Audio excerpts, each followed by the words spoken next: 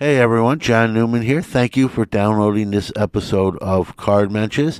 Myself and Danny Black of Hobby News Daily would like to remind you this is a live show every other Friday at 9 p.m. Eastern. It can be found on most of our social medias. Danny's at sportsbalt and Hobby News Daily. I am Sports Card Nation Podcast. And it can be found on our YouTube channels.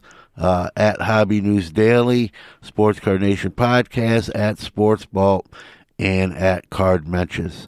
So with that being said, we hope to see you very soon on a Friday night in our very active chat room. Now let's start the show. Experience, quality, consistency, and the quickest turnaround times in the grading industry?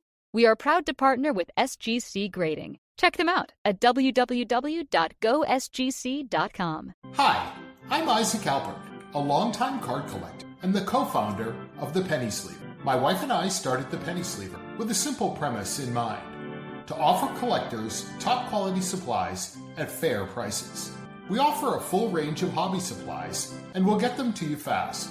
Whether you're looking for a 260-point magnetic for that oversized patch card or a slew of semi-rigid for your next PSA submission, the Penny Sleever has you covered. Shop now at thepennysleever.com and use the promo code SCNation to get 10% off your first order.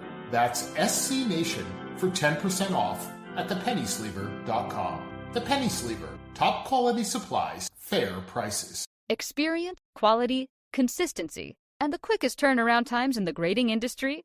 We are proud to partner with SGC Grading. Check them out at www.gosgc.com.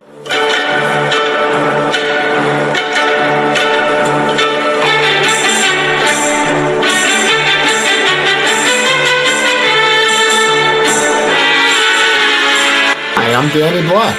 And I'm John Newman. Welcome to Card Mensches. What is up? Good evening. I'm John Newman still, and I believe that's still Danny Black to the left of me on screen. Good evening. I'm one of the directions. All right, east. You're west. You're west. In real life, you're east of me. On screen, you're west of me. So figure that one out. But it has something to do with the tidal waves and the earthquake in California. I'm not sure. And the magnetic resonance or something. Yeah, I knew you would get it.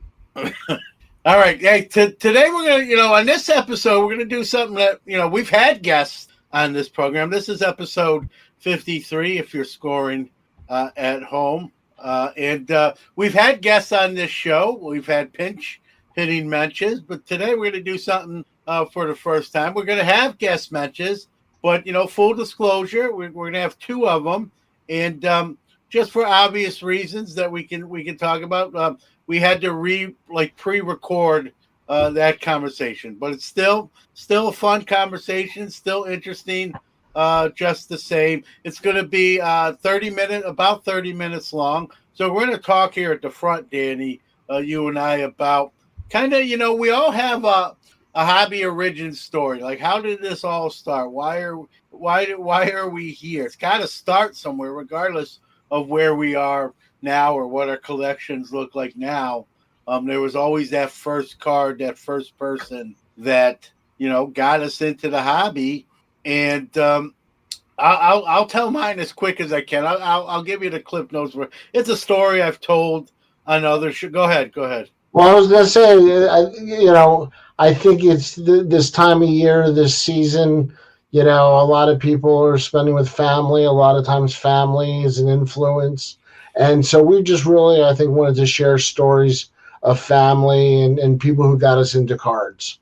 And so, after the interview, I know if you have a story about somebody cool who got you into cards. Yeah, you want to save it. You want to tease it and save it for post interview. Well, you can do yours. No. I think we should do ours first. Okay. Well, for me, and I've told this story, so I apologize if you heard it. I'm not gonna make it any longer than it has to be. I mean, my first introduction to trading cards was when the Jaws movie came out. Topps made those Jaws cards, and I honestly can't remember. It was a friend of mine. I just remember a friend of mine giving them to me. I didn't open any packs.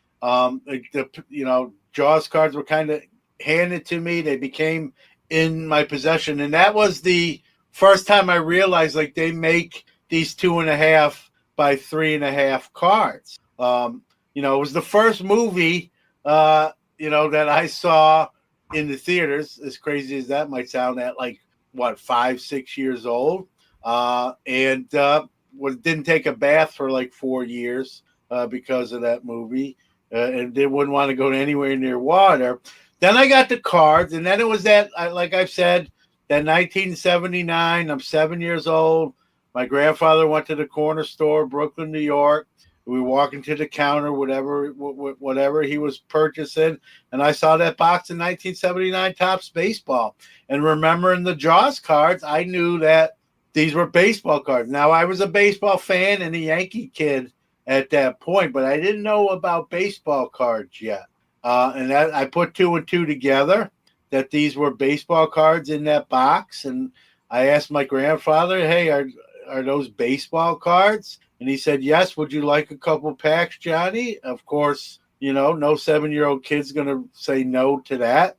And I got, 2 or 3 packs. I opened the one pack, Danny, before we even got out of the store. Like the 4th or 5th card in was that Reggie Jackson. And at that time, he was the toast of New York City and Mr. October. And the rest is history. I just started acquiring as many of these things as I could.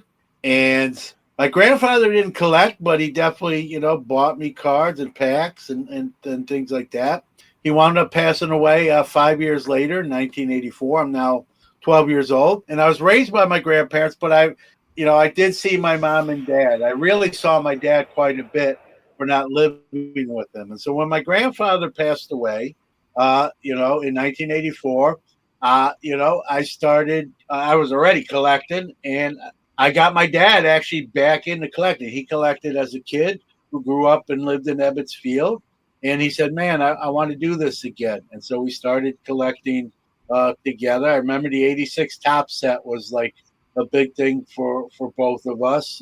Like I said, I had already been collected, but that's the first really set I remember, like we both kind of, did sort of together. And, I started my first show at 15. He had to get me there because I wasn't driving at age 15. And so that's really, how it all kind of started. And, here we are, all these years later. And and I've spent a lot more money than those quarter 1979 packs. Well, now you buy the 1979 packs, but they're in a PSA slab, and because I know you like the unopened packs, so I think you're still buying 79s. My audio cut out, so I missed some of that. I'd love to buy some 79s packs at a quarter still, but those days are those. That's what I'm saying. I know you like to buy them unopened. You can still buy your 79s, just now get them PSA slab. Yeah, I've been close to purchasing that pack. I do have. It's not the actual Reggie that I pulled in the corner store, but I do have that Reggie on the wall over there. That card, it's a PSA 8. My actual card would probably grade a PSA 2 because the actual one, which I have no clue if it even exists no more, or it's in the landfill. But I got that card in the PSA 8 over there as to look at it and remind me kind of that's what started this whole crazy thing. And real quick shout out, I mentioned my dad, kind of we started doing it together in 86 after my grandfather passed.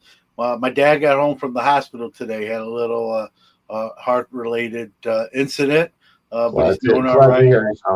Yeah, so I won't spend a lot. Got a new medication and spent 3 or 4 days in the hospital, but was released today. So kind of tie that in there as well. Well, continued health to him, and maybe we should just get our fathers to be roommates. Yeah, we should have. I don't know who goes first, but we should have like Mensches after hours. I don't know who takes the spot. Well, I don't know about your dad, but my dad can't hear, so it'll be a very loud show. Well, my dad can talk loud like myself, so Either they're the opening act or the closer, but that would be funny for sure. That's funny. So my story is not quite as Spielberg-esque as Mookie said. My dad, diehard sports fan. I remember we were on a road trip and we got into an argument over Tris Speaker's lifetime batting average. I believe it's 345. I don't think I'll forget that. But he taught me to love the sport. And then he used baseball cards to teach me about the contemporary stars. So this was probably 84-ish, 85-ish, when he was pulling cards and, talking to me about Gwen and Mattingly and Boggs and Ricky Henderson and using the back of the cards. I mean, I'll be honest, Julio Franco and Ruben Sierra. I mean, at the time, moving into the mid and late 80s, it was just, it was really just the love of the game and the sport. And he used the cards to show me.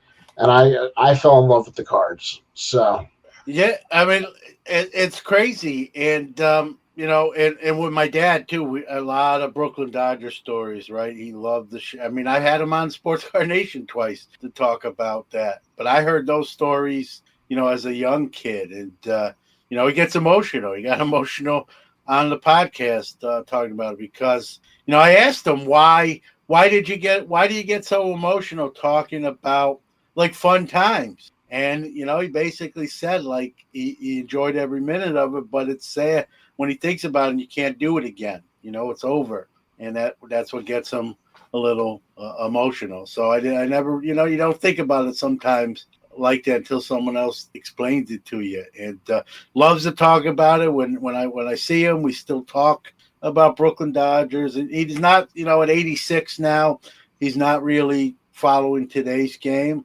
But he can definitely, he can't remember stuff from 2 days ago, but he can remember stuff from Brooklyn Dodger games, 75 years ago. And that's I always get a kick out of that. Like you say, hey, what did you eat for dinner yesterday? And he's like, I don't know, but let me tell you about this game. In 1952, I was at Ebbets Field, and like I always laugh about that because that's just uncanny. Like you can remember certain things and not others, and it's why the Dodgers obviously were long gone out of Brooklyn when I came along. But hearing those stories from him and other people in Brooklyn, that that's my attachment to that team, obviously, my being a hometown team, even though they're gone, and Jackie Robinson. So, great chat room tonight. Good to see a bunch of familiar faces. I haven't been giving all the shout outs, but give a group shout out to everybody. I think it was TJ said, great group and great host. So thank you. Yeah, it was TJ. Appreciate you all.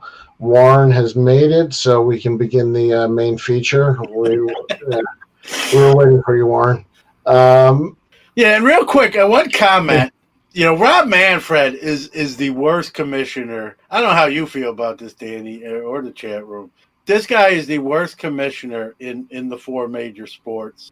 This golden at bat. When I heard this golden at bat deal, I thought it was like a joke, like a meme, just someone poking fun. And then when I found out it was like legit for consideration, like I wanted to pull my hair out. This is like horrible. I don't know if anyone else likes it, and I'm on the opposite I don't think it'll side. ever happen. And it's terrible for records, right? You can have your best player or what you perceive as your best player just taking it bad, and like that just distorts records as well. And it's a disservice to players that didn't have that opportunity. You don't think the Yankees would have had Mickey Mantle bat more, and and every team with whoever their superstar is at the time. This is like the fact that this even came out publicly.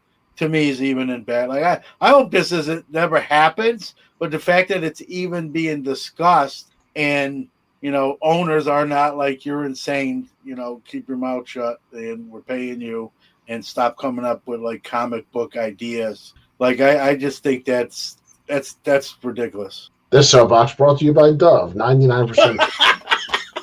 And by the way, speaking of Dove, I've tried the soap and I've tried the chocolate. The chocolate tastes a lot better.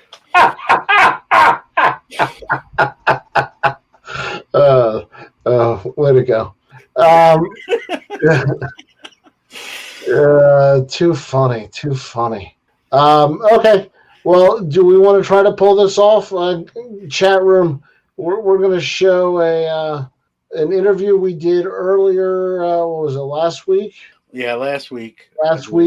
With Ezra Levine and his father, Rabbi Robert Levine. And they were nice enough to take some time out and talk about passing down collecting from father to son. In this case, the father is very much a collector, and probably the bigger collector of the two. Ezra runs Mascot, if you're familiar with that. Anything else to say? I just want to say, like, we got the first time I met, the elder Levine, Rabbi Robert, was at this national. Ezra introduced them to us. That was the first time I met him, and obviously we talked to him, but briefly. And the national's a busy place, and we that's where we got the ball rolling about, hey, let's have you on, and we'll talk about collecting.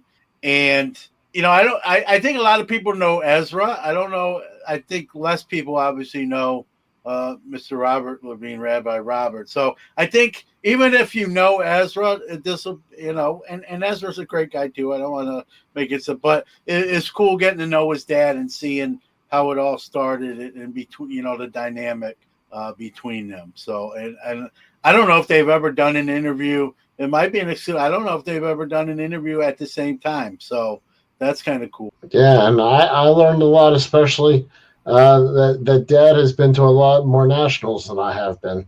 Yeah, I was surprised by that too. All right, well, guys, we're going to be in the chat room, but we're going to let this play. It goes about half an hour, and then we'll pick up the final 15 minutes of our show tonight. We'll see if this works, John. Enjoy the intro all over again.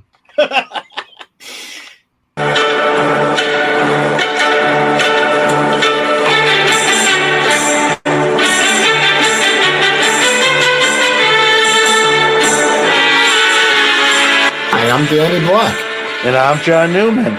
Welcome to Cardmensches. Well, welcome to Cardmensches. As you can see, we've got an extra window today because we're joined by two extra Mensches. Let me first say hi to my regular co-mensch. What's going on, John?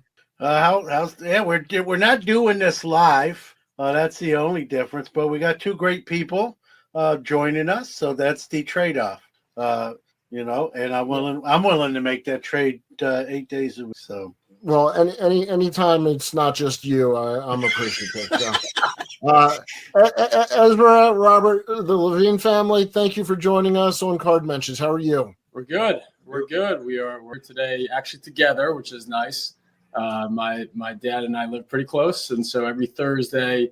I solicit him for child care duty. It's our pleasure with our grandchildren. I figured absolutely. I can't think of a better way for him to spend his Thursday after being stuck on child care duty all day than to talk to you fine gentlemen. I hope you're paying him double. It's almost the same thing, Rabbi Robert. Almost very similar, especially with me. Right. I like reading your stuff every week. SCD. I appreciate it. Check out Hobby News Daily. A little shameless plug for Danny. John writes everywhere. It's a family show, so I'll just be nice and we'll leave it at that. All right, Ezra, we know you. We've talked to you. I know your fandom. I know how you were raised, and you've often talked about your father's influence. So one of the cool things about Cardmensches is talking about why we love baseball or why we love sports, why we love collecting, and getting that passed down. So I guess, if you don't mind, Ezra, I want to start with your father. I'd love to know, Mr. Levine, your story. How did you get into sports and interest in collecting? Well, sports, my father was a big fan. He grew up in New York. He went to he was at Don Larson's Perfect Game, and they moved up to Massachusetts, where eventually he became a Red Sox fan. But he was a major influence in my love of sports. And I remember he had his ticket stub from that game. So I was, well before I was a collector, I thought that was just unbelievably cool that he saved that, because obviously for him it wasn't a collectible, but he was at the game, so it was a great thing. And I would say one great influence, he was a grocer, and he would bring home boxes of Topps cards, and my parents would give us, if we were not punished for something we did that day, we got a pack a night. And this began, I would say, probably 1958 or so. I remember collecting complete sets. I have a very, very firm memory, and I had virtually the entire 61 Topps set. I needed Mike Delahose, and everyone knew I needed Mike Delahose. So no matter what I offered, they weren't giving me Mike Delahose. So obviously these things, this was not monetary value, and I'm sure the cards were shit, but it's a family show, Dad. Come on. Yeah. That's right. We let that one's not on. I don't think that's one of the 7 words, so I think you're good. Yeah, but and of course, when you think about the fact that there were all these boxes of unopened cards my father paid, I think, 2 cents a pack, so probably 48 cents for the box, right? And when he closed the store, of course, I dive bombed into the basement of his store to see if there were any cards. He had everything but cards left. And they think of because one of the things I love is unopened. And when I think about what I have paid for packs and boxes versus, what he paid for his boxes, it's a crime. It's a crime, gentlemen. Real quick before I let John in here, did you connect your sports fandom with who you wanted to collect? Were you collecting your favorite players, or was it more just putting sets together? No, I mean, I do have a lot of Yankee stuff because I am a big Yankee fan, so that is true. But no, when I got into the collecting hobby, I remember going to a hobby shop, and the first cards I bought were a 48 Bowman Musial and I think it was a 50 Ted Williams. So it was just cards that I thought were cool. Now, like many collectors, I met unsavory elements in the hobby. I was taken a number of times. And so I remember seeing an ad for PSA graded cards in the mid 90s. And I didn't really know what PSA was, but I said, wow, I can buy where somebody in authority has looked over this card and I'm not going to get slimed again. I don't know if you want to mention names, but, I met a lot of them, a lot of the infamous early pioneers in our hobby. Yeah, I think all of us came across them. Me, I got into, graded stuff pretty early and was really happy to discover it. Just piggybacking off that, Rabbi Levine, you mentioned you like unopened stuff. Yeah. Expand just slightly further on that. Like to this day, do you have sealed wax or packs of? I sold, during the pandemic, my wife and I were planning to buy a house out of the city so we could get away. We never did, but I ended up selling my boxes, but not my packs. So I still have a small but wonderful collection of packs, several examples of which are the only ones PSA has ever graded, to show you how, this stuff is really difficult and rare. And I do love unopened still. I'll speak for John since he's shy about it. He loves unopened wax and unopened packs. That's one of his favorite things to collect. Well, I think the rabbi summed it up. You can't. It's hard to find that stuff. I mean, and a lot of during that era, right? No one was thinking really long term. They were just ripping that open, looking for Mano and Mays and Aaron's, and little did we know, like, you know, the sealed market was going to be what it is, you know, today. I want to get Ezra, you know, in the conversation here. You know, talk about kind of your introduction to the hobby, and was your dad's influence there, or even you know, who got you kind of introduced, and you know, similar question like your dad, but with you.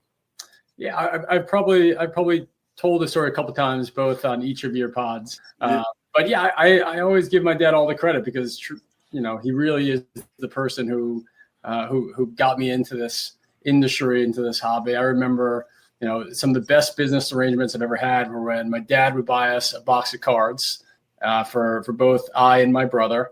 We would essentially open up the boxes of cards in our childhood bedroom. We shared a bedroom growing up, and we'd set up a little mini hobby shop in our bedroom. Yeah. And the person who bought the cards then became the customer. So we had essentially a zero cost of capital business model, and we can resell everything at a profit. Our cost was zero on it. Even when I went to summer camp, which is popular here in the Northeast, you know, instead of you know, my friends who would get boxes of candy or food from their parents, my dad would always send up boxes of cards. By the way, may I interject? My father bought you a lot of cards. That's true. He did. So it went from grandfather to he loved buying. He didn't exactly know what he was buying, but he bought in bulk, shall we say? Yeah. And he had a great pleasure giving Ezra and his brother, you know, hundreds of cards at a time. That's true. And I have memories when we used to go visit his father, my grandpa. There was a hobby shop up in Massachusetts, close to Springfield, Massachusetts. We used to go there all the time. Each visit, when we went to visit my grandpa and my grandmother, always involved some degree of hobby shop visits within it. It was a big part of our childhood. It was a big part of our childhood. We still have all of our cards to this day. When I moved recently, my mother said, you know what, you have closets full of cards. You should probably go through them. And having a little bit of background in this now, in this category, having done this for a couple of years now, I said, I know that my cards are worthless unless I find, you know, like, you know, some green PMG. Odds are my thousands and thousands of cards from the early and mid 90s are probably not going to be worth much. I did. And sure enough, they weren't worth much. But it was a fun trip down memory lane. I mean, you never know. I just saw a Frank Thomas 1990 no name and a 10 go for a lot of money. So, you know, I mean, it's possible. It's possible to go into those sets and come up with something good. That's true. That's true. Yeah, it's possible I could grow some more hair, but we don't think. You know, we don't take those odds. Well, there's a limit. There's a limit to everything. Some of those 90s inserts and parallels, too, that we, you know, sometimes we forget about, but they've sort of, you know, gotten a second life when people realize how scarce they actually are, especially, you know, on the basketball side. But baseball and other sports as well. When you refound your cards, Edgar, did you once again try to sell them to your dad? he's smarting up. Yeah. I think when you're past the age of 12, I think some of those you know, sort of things go by the wayside. But no, in seriousness, I mean, I really would not be in this industry. I would have no interest in this as a collector. I would have no interest in building businesses in this category if not for my dad. And by the way, the dad is kvelling. You like the word kvelling? Yes. I mean, the dad is kvelling over his son. I mean, whoever thought he'd have a son going into the hobby business? I never dreamed. So who's the bigger collector now? Yeah, my collecting frankly, I love everything, but I have great taste and, you know, a somewhat limited budget. So I always have to sell to buy. And the list of things I once owned, I would retire with no money whatsoever. It's just I could make you a list that would be drool worthy. Yeah, he's always had great taste. He's always been, you know, one thing that, I don't know if you guys have read the article. There's an article probably from almost 30 years ago at this point where PSA actually wrote an article in their magazine about his collecting. This was probably, when was this, early 90s, would you say? Yeah, probably. Early I think that 90s. was focused on tickets, I think, at the time. Tickets. But I don't collect tickets anymore, but, I drift in and out of things. The theme of the article was about how he was always a pioneer in the early emerging categories, whether it's type 1 photographs, like those. tickets, wax, sealed product, like anything that was emerging where, perhaps wasn't as picked over as liquid yet as cards. He was always an early entrant and really had good taste and surrounded himself with really good advisors and people who knew that particular niche intimately. And he's done quite well. I very much admire his collecting style. He's certainly quality over quantity. Yeah. He loves, great items. He appreciates great items. And then he, ultimately moves it to find something else that he loves and appreciates. And, so I've learned a lot from his style. And what I'll also say is that, his involvement when I first started to do this professionally, his name, his reputation, his relationships were of real significant value to me. And, that's as much as a son could ask for, right? As to sort of, thank you, son. Yeah, but it's true. It's true. And so I've been fortunate to kind of, to walk in his shadow and his shoes, and he's definitely opened up a lot of doors for me. And I do, and I think his company, for example, I mean, we've all been to shows for many years, and to think, you walk and you have no idea what to look for, and it was 30 years behind the times, and companies like Ezra allowing people to, to sell quickly, but to know where things are. I mean, it's a great idea, right? But you have to have people with a vision to, bring technology into the hobby. So Rabbi, that you're saying that was your idea. You just let Ezra run with it. That's any what good idea that I've ever had is his. Any bad idea that I've ever had is any idea that involves technology. I give him all the credit. If it involves technology, I didn't have the idea. That's for damn sure. You mentioned tickets. We've seen that market really the last couple years kind of take off. Like there was always a market for it, but the last couple years the trajectory has went even higher. I've gotten involved and dabbled in a little bit. You mentioned your father, Rabbi, with the Don Larson perfect game in the World Series and having that ticket. Is that still in the family collection, or what happened to that thing? I'm not sure we still have it. There were a couple of moves involved. I'm not sure we do, but it's a great memory of mine. I know Ezra, obviously, with on Mascot, you're at a lot of shows. Do you get to? I know the national, obviously, the Super Bowl of card shows, right? To me, it's if you're in the hobby and love the hobby, it's sort of a must attend or try to get there type of event. Do you get to a lot of shows together, Buzz? I know you said you guys live close. Do you get to a lot of other shows like local or regional? Do you still get to do those? He's mentioned national. You've been to the national. How many times have you said you've been to the national? 30 something times? I would think so. I would think about 30 years gone. That's awesome. I don't, except for the pandemic year, I don't think I've missed the national. So we don't go together because he goes earlier and he's working it. So, but I love to watch him in action. And as you guys, I mean, he knows everybody, as he's like he knows 15 times more people than I do. And it's fun walking around, and he introduces me, and I introduce him to some old timers, and I get a great kick out of it. Ezra, now that there's another generation, tell the story of where you want to see kind of your role as the tradition passes on. It's funny. I do go to a lot of shows, obviously, for Mascot. I was at the Dallas Card Show. I was at the Long Island Show about 2 weekends ago. I'm going to Chicago Sports Spectacular next weekend. I'm at a lot of shows. But I always try to bring something back. I have 3 kids. I have a 5-year-old boy, 3-year-old boy, and about an 11-month-old daughter. The girl is not quite into it just yet. My 5-year-old has actually become fairly sports obsessed, and he has a couple very obscure favorite players. Some are well known, like Aaron Judge and Soto on the Yankees and Brunson on the Knicks. But for now, Soto's on the Yankees for now.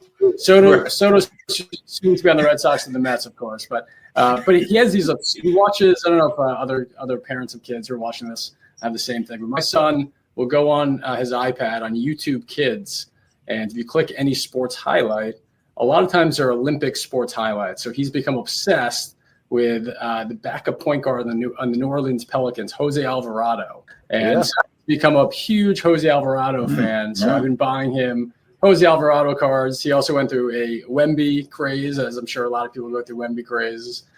So I try to get cards of players that he loves. He also, his favorite movie is Space Jam. So I recently bought a Space Jam movie ticket for him. So I'm passing the bug on slowly. I'm not sure he fully understands cards just yet, but he loves sports.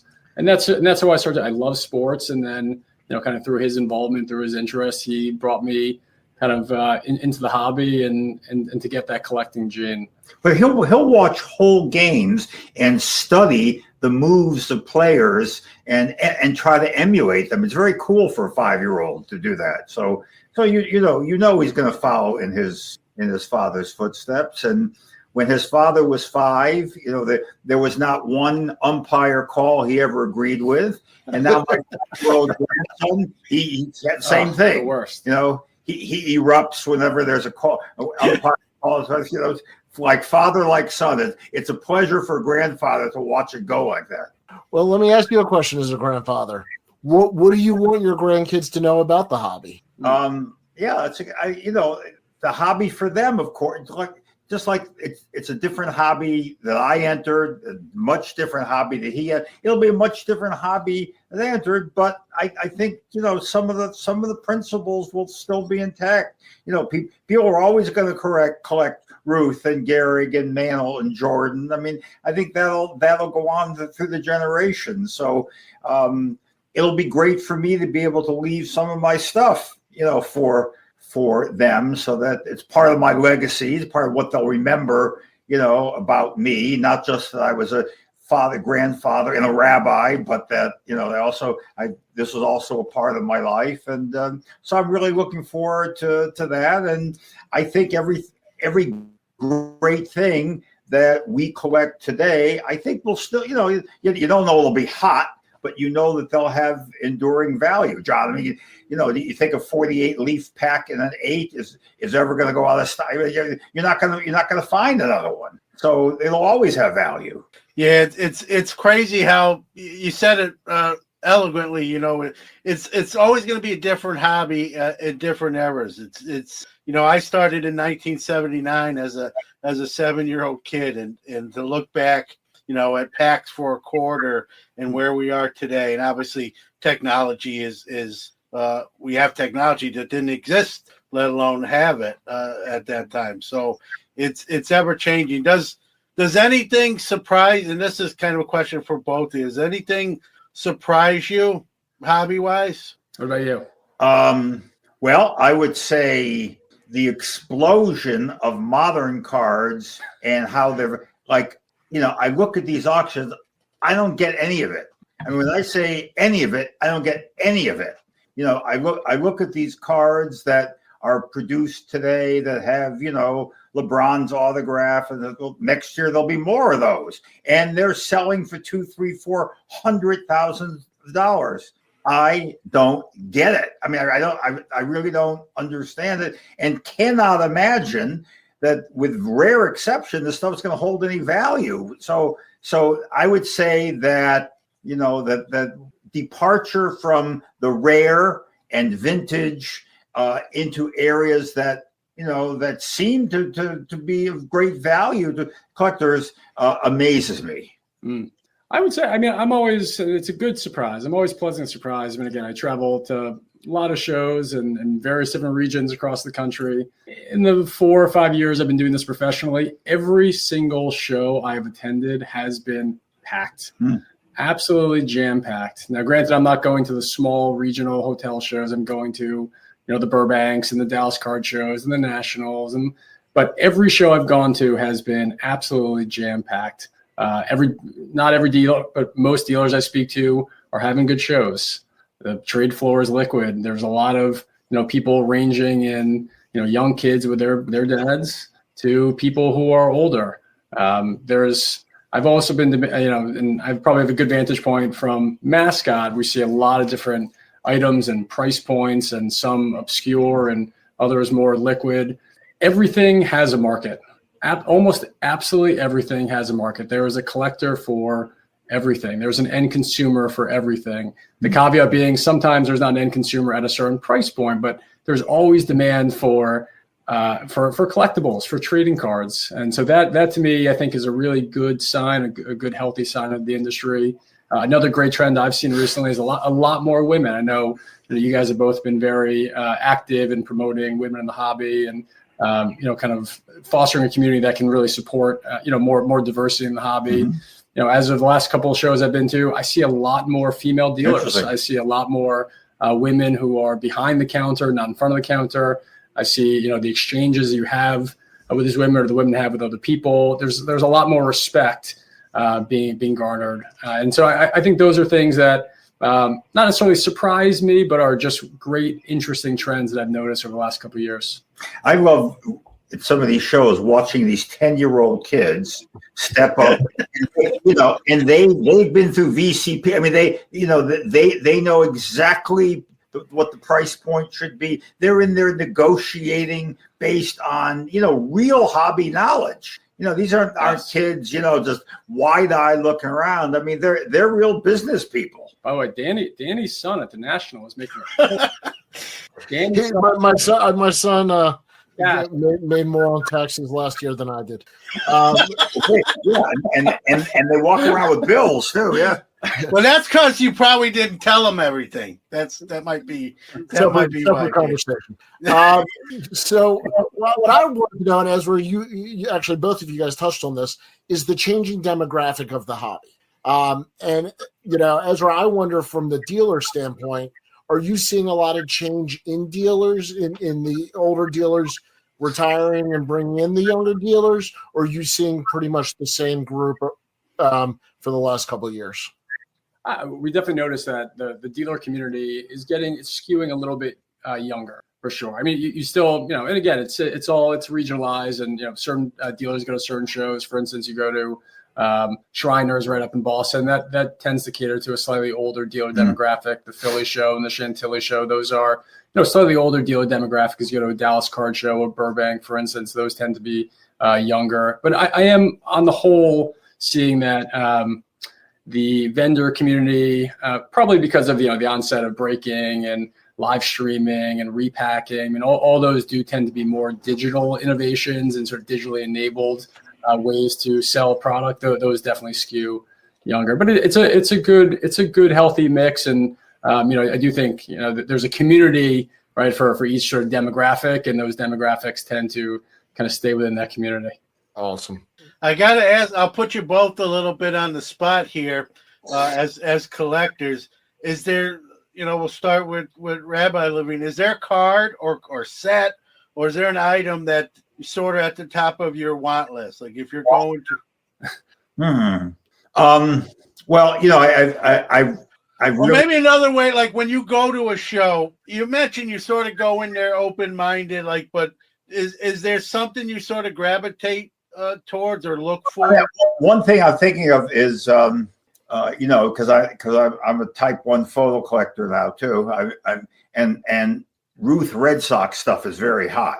And I have 4 wonderful photos of Ruth pitching, once for the Red Sox, and ironically 3 times for the Yankees. And I have photos of those, which I think is incredible. So I'm looking for Ruth batting as a Red Sox. It's very hard to find. Very hard to find Ruth with a bat in his hand, or so that's a very specific thing. But you look for. When you get into a class of things and you realize how difficult it is to find certain things, you're always on the search for those, and you realize that as photos get hotter and hotter, how pricey they get really fast. Well, I've got an invite out. If you come to Baltimore, I'll take you to the Babe Ruth Museum. Yes. Okay, good. It's great. Yes, I tell everybody it's the biggest secret in Baltimore, and it's worth going. It's a great place, and that whole complex right next to Camden Yards. It's really quite wonderful. My older guy I'll tell you a collecting story. We were at Camden Yards, and I forget exactly why, but somebody we knew the owner, so we had seats right next to the dugout, and Judah, who always wore Oreo orange, growing up, and he always was looking over the Oreo dugout, and Sam Horn, is that a name that's familiar? Sam Horn, 3 home runs on opening day, and he put a bat into my son's hand. I thought, he had just won the lottery. He was thrilled beyond. So that was a very early collecting story of my other son. It was probably a big bat. Sam Horn was about 6'6", 300. Yeah. It was probably a 42 ounce or something like that. As a father, he's done a lot right, but he did one thing really wrong. He made my older brother. He converted my older brother Judah from a Yankee fan into an Oriole fan. We were playing baseball one day. He was playing shortstop. He asked him which shortstop he should emulate. He said Cal Ripken, which is not a bad answer. It's a fair answer. I said the correct answer. Watch Cal Ripken. Watch Cal Ripken. From that comment, from that moment, my older brother, who used to be a diehard Yankee fan, went gung ho, absolutely gung ho Orioles. He even painted his childhood bedroom orange and black. And I don't know how he somehow allowed that. How he convinced his mother. One half was black, one half was orange. Hideous. I don't know how he convinced her. He's always been my favorite son. Oh, for sure. If it wasn't going to be Ripken, Kevin Elster was the next man up, and he could have been a Mets kid too. All right. Well, I wanted to thank you guys. This was a Mensches move to appear, and we genuinely have fun. And Ezra, always love talking to you. Rabbi, thank you so much.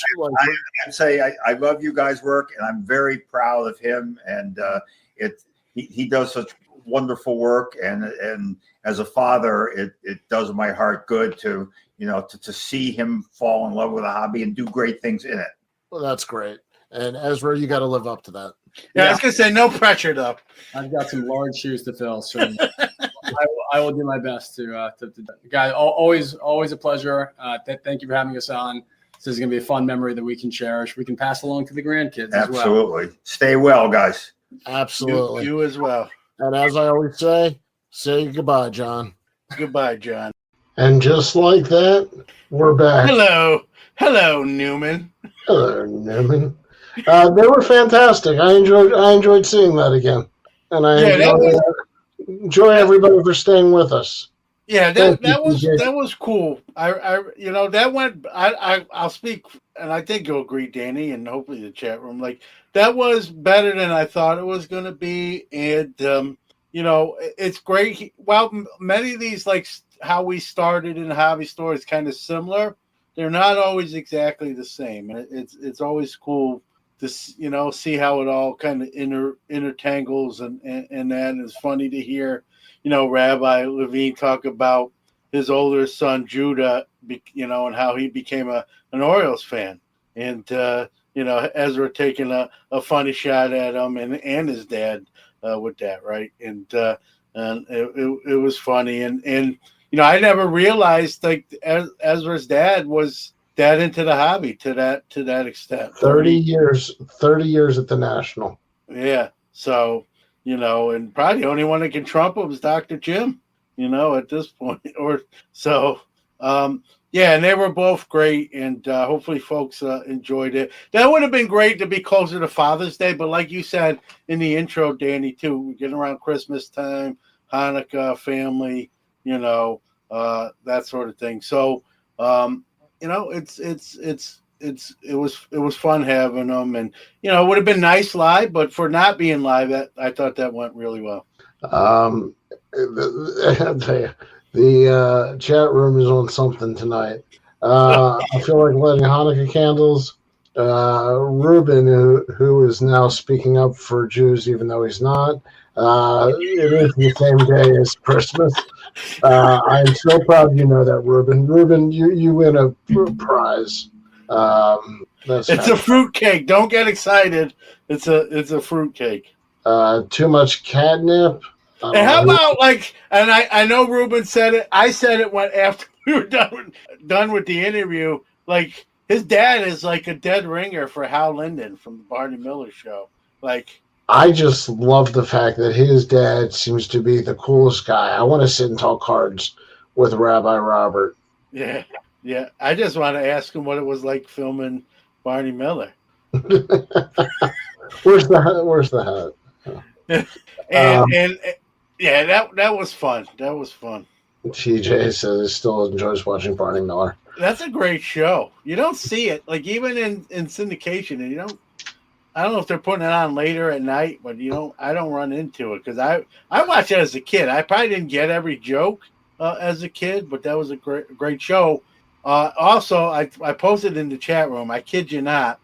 He died before I was born, but my grandfather on my dad's side, whose name was Max Newman, looked like was a dead ringer for Abe Vigoda. Like if I showed you a picture of him, you would say, why do you have an old photo of Abe Vigoda? It's actually Max Newman. So there's a little useless information. There'll be no quiz on that. Just file that under TMI.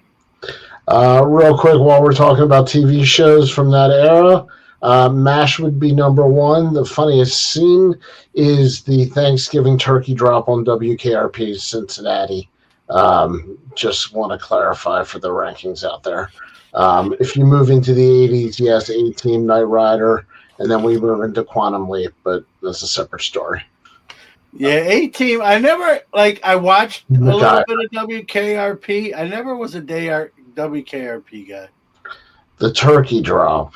I have never seen it, so maybe I need to watch it. We're going to YouTube this after the show. We got to call up the Google machine. All right. Yeah. Usually it's me like showing you stuff you missed. This is a turn of. I know. We got Hawaii 5-0. Hawaii 5-0 was good, right, Matt? Do you remember Hawaii 5-0? I wasn't a fan, to be honest with you. Book 'em, Dano. Yeah, I trust me. I've heard. That works. That works because you're Dano. Right, exactly. Book 'em, Dano. All right, I don't want to ruin this. John's never seen it, so I'm going to make him watch this after the show. This is a true fact, Mike Petty. Thank you. Yeah, I grew up on the students. A lot of people did. But they were observers of the Hanukkah. He did. Ziggy brings up a point. He looked like Hal Linden, but he did sound a little like Jeff Goldblum. There's, he could do those apartments.com commercials. He could definitely be an actor. He could be an actor, without a doubt. Yeah, he was very poised, and he was funny. He was funny. How about he dropped the SHIT word on the Mensches show? John, I think if they can spell it, then they can probably hear it.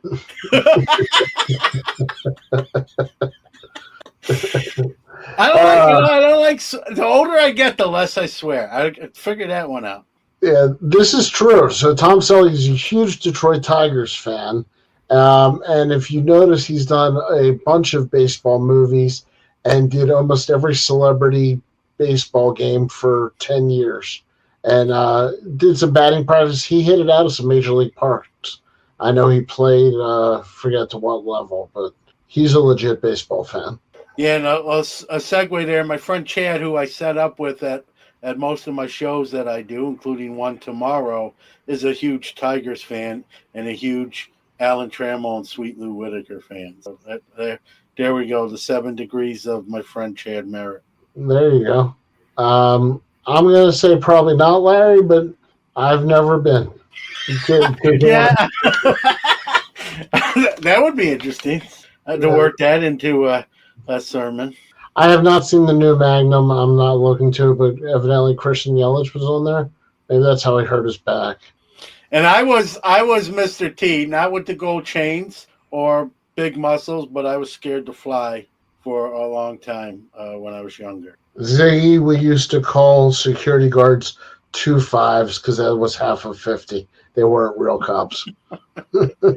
I never heard that one, so that one's new to me. Yeah. That might be a Baltimore thing. No, probably. All right, well, this was a success. I hope people have a happy holiday. Have we even looked at the holiday schedule yet?